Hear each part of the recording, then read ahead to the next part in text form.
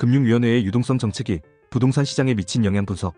집값 폭등을 유발한 구조적 요인으로서의 정책적 책임. 1. 들어가며 최근 부동산 시장의 급등 원인과 관련하여 금융위원회의 정책이 단순한 시장 안정화 조치를 넘어 사실상 투기적 수요를 유인하거나 조장하는 방향으로 작동했다는 비판이 커지고 있습니다. 겉으로는 생애 최초 주택 구입자 및 청년층을 위한 금융 지원으로 보일 수 있지만 그 실제 내용은 실수요자보다도 투기 수요를 유입하는 데 최적화된 구조라는 지적입니다. 이에 따라 본 분석에서는 금융위원회가 최근 몇 달간 시행한 주요 정책과 그 파급 효과를 종합적으로 정리하고 이를 통해 부동산 시장의 교란 요인으로서의 역할을 검토하고자 합니다. 2. 생애 최초 대출 규제 완화와 갭투자 구조의 허점. 금융위원회는 생애 최초 주택 구입자에 대해 LTV 담보 인정 비율을 최대 80%까지 허용하였으며 이는 곧 전세를 낀 상태에서도 주택을 구입할 수 있는 구조적 허점을 남긴 조치였습니다. 더욱이 기존에는 실입주 요건이 존재하였으나 이번 조치에서는 이 요건마저 삭제되어 실거주가 아닌 단기 시세 차익 목적의 매입을 합법화하는 결과를 초래하였습니다. 이로 인해 생애 최초 구입을 명목으로 하여 실제로는 투기 목적의 갭투자가 급속히 증가하게 되었으며 거래량 급증과 함께 가격 상승이 가속화되었습니다. 3. 정책금리 대출 확대와 국민 세금의 왜곡적 사용. 생애 최초 구입자 및 신혼부부에 대한 금융 지원책으로 정책금리 2%대를 적용하는 방안이 시행되었으며 해당 금리는 시장금리보다 낮은 수준으로 그 차익을 국민 세금으로 보전하는 구조였습니다. 표면적으로는 청년층과 무주택자를 위한 정책이었지만 실제로는 거주 목적이 불분명하거나 투기적 수요에도 동일하게 적용됨으로써 세금이 부동산 투기의 수단으로 활용되는 문제점이 나타났습니다. 이는 정책 취지와 정반대의 결과를 초래한 대표적인 사례로 지적됩니다. 4. 스트레스 DSR 시행 전 완화 기조의 역효과.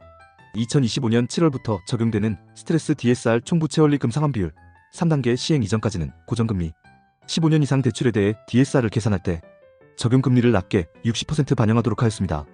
이는 실제보다 낮은 이자율로 계산되어 더 많은 금액을 대출받을 수 있도록 만든 것으로 사실상 규제를 우회하는 수단으로 작용하였습니다.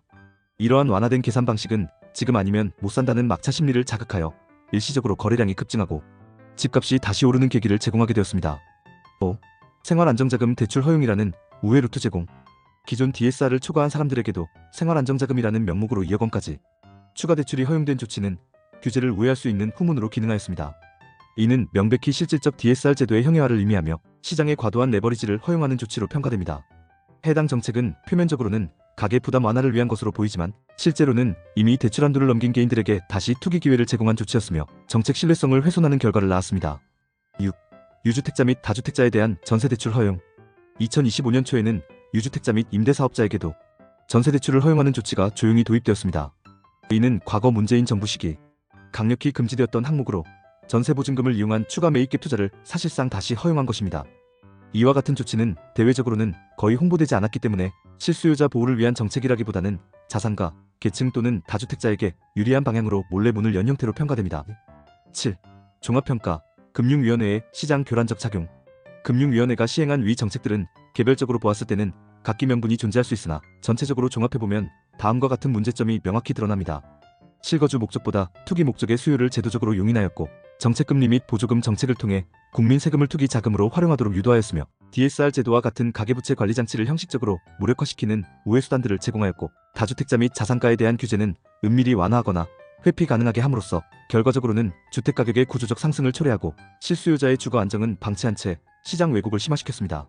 이러한 일련의 정책들은 금융위원회가 시장을 안정시키는 기관이 아닌 시장을 교란하고 투기적 수요를 조장한 중심기구라는 의혹을 강화시키고 있으며 국민의 신뢰를 회복하기 위해서는 제도 전반에 대한 전면적 재검토가 요구됩니다. 8. 매지며 부동산 시장은 단순한 투자 수단이 아니라 국민의 주거권과 직결된 공공적 기능을 지닌 영역입니다. 금융위원회가 행한 일련의 정책이 국민 삶의 근간을 흔드는 방향으로 작동하였다면 이는 단순한 실수가 아니라 헌법상 평등권, 생존권, 재산권의 균형 원리를 훼손한 중대한 문제로 규정되어야 할 것입니다. 앞으로는 금융정책의 목적과 결과가 괴리되지 않도록 시장 전체를 보는 통합적 시각과 사회적 책임의식이 보다 강화되어야 할 것입니다. 당신의 생각을 댓글로 남겨주세요. 영상이 도움되셨다면 구독과 좋아요,